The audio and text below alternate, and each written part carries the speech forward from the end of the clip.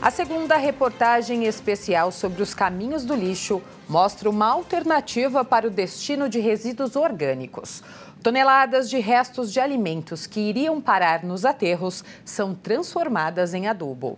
Vamos conhecer como funciona a compostagem. Este casal, que mora em Parelheiros, extremo sul da capital, transforma o lixo orgânico em adubo.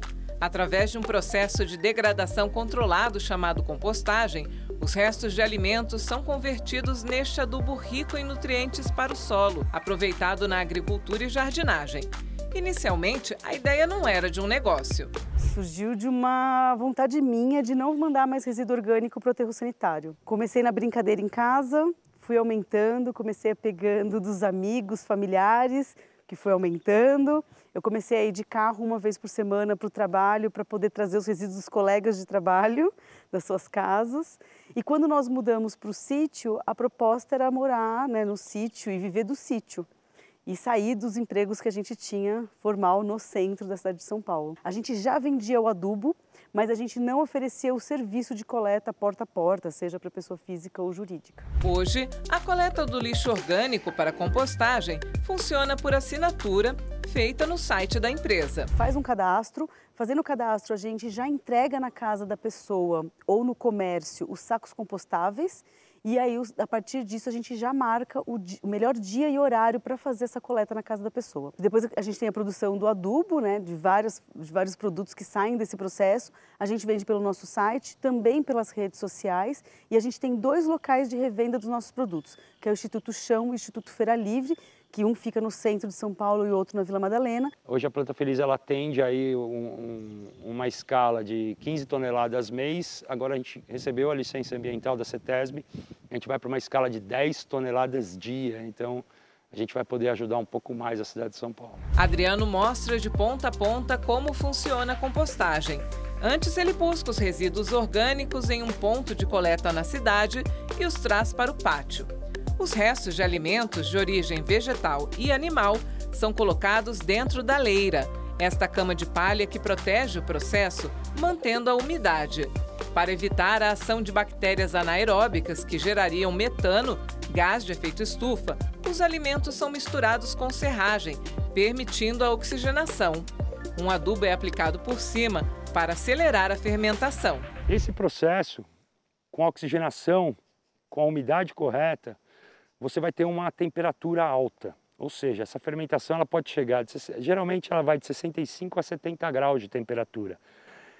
Essa temperatura ela é fundamental para iniciar a mudança de características físicas e químicas desse material, além de eliminar patógenos, principalmente ovo de ominto, salmonela, e isso faz com que você tenha um adubo final higienizado, e que não vai transmitir doenças para o solo. A decomposição acontece em 2 etapas. Quando a gente fala resíduos moles, essa primeira etapa vem as bactérias atacando de forma bombástica. Então, seja do ar, da terra, do próprio alimento, da água, essas bactérias vêm e atacam esse alimento de forma rápida e já vão quebrando essas moléculas mais moles. Aí chega a segunda etapa da compostagem, que no caso é aquela segunda leira, que ela já não está mais sendo abastecida, ela já está na fase de cura, que a gente chama, que é a fase de maturação. A fase de maturação é quando tem a troca, saem as bactérias e entram os fungos. Os fungos é onde eles vão atacar as partes mais duras daqueles alimentos, daquela massa toda. Então você eliminar caroços, você vai eliminar ossos. A matéria resultante da compostagem depois de seca e peneirada é o adubo orgânico. A educação ambiental é fundamental para a destinação correta do lixo doméstico. Isso inclui saber separar os materiais para evitar a contaminação de recicláveis e compostáveis. Por isso, a empresa de compostáveis, além de fazer a transformação do material orgânico, também investe na educação ambiental e recebe visitantes, empresas e escolas para fazer um tour ambiental. A gente tem um aterro sanitário. Numa casa, o aterro sanitário equivale a mais ou menos 10% de tudo que a gente coloca para fora, do que a gente está destinando.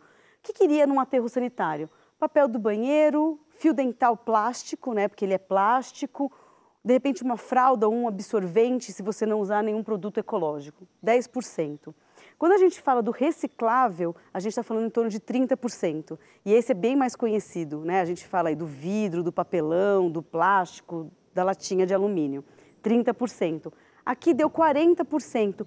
Quando a gente vem para o compostável orgânico, que pode ser compostado e pode vir para a planta feliz, a gente está falando de 60%. O importante também é você não misturar.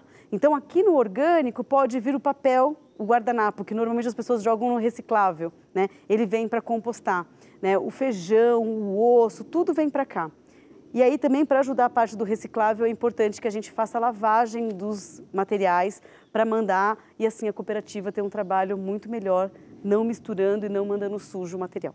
Uma fração mínima de orgânicos do lixo doméstico em São Paulo é destinada para compostagem, mesmo com o projeto da Prefeitura que envia resíduos orgânicos gerados em feiras livres e podas para 5 pátios de compostagem.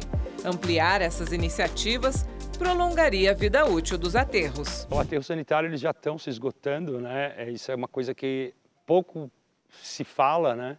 E a gente daqui a pouco está sem aterro e um aterro vai surgir um pouco mais longe ainda. A gente quer que cresçam, nasçam outras empresas com a mesma ideia para a gente poder trazer um pouco mais de alívio aí na questão dos resíduos orgânicos.